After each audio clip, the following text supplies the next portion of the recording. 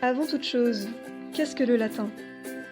Le latin est une langue qui était parlée il y a plus de 2000 ans. Cette langue est en quelque sorte l'arrière-arrière-arrière-arrière-arrière-arrière-arrière-arrière-arrière-arrière-grand-mère du français. Aujourd'hui, le latin ne sert plus à communiquer. C'est pourquoi certains l'appellent langue morte.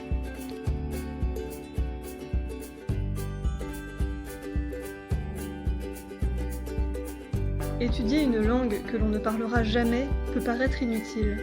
Mais en réalité, faire du latin au collège n'est jamais une perte de temps.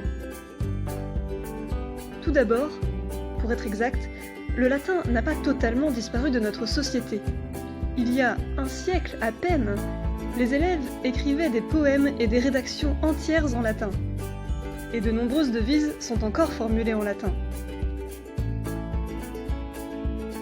Le croirez-vous ? Certaines œuvres très célèbres sont traduites en latin. Par exemple, Harry Potter et des bandes dessinées du Petit Nicolas et d'Astérix. Les marques utilisent parfois le latin pour nommer leurs produits. Ça renvoie l'image d'un produit de bonne qualité.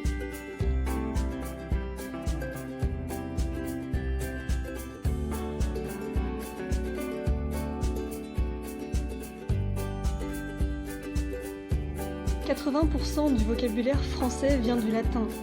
Découvrir l'origine des mots, c'est donc mieux comprendre la langue que l'on parle aujourd'hui, et mieux l'orthographier.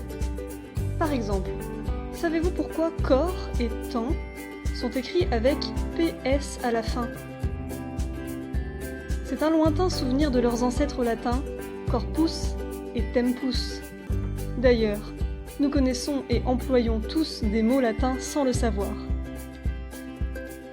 D'autres langues européennes sont également issues du latin, l'italien, l'espagnol, le portugais, le roumain.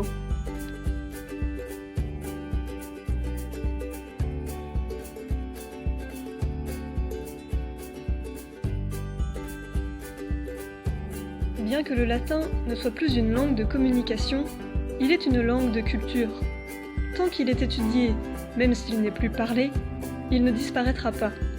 Mais si plus personne ne s'y intéresse, il finira par être vraiment menacé et par être oublié.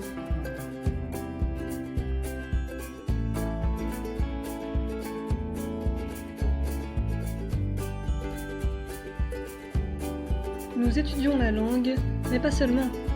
Les Romains nous ont laissé bien d'autres souvenirs.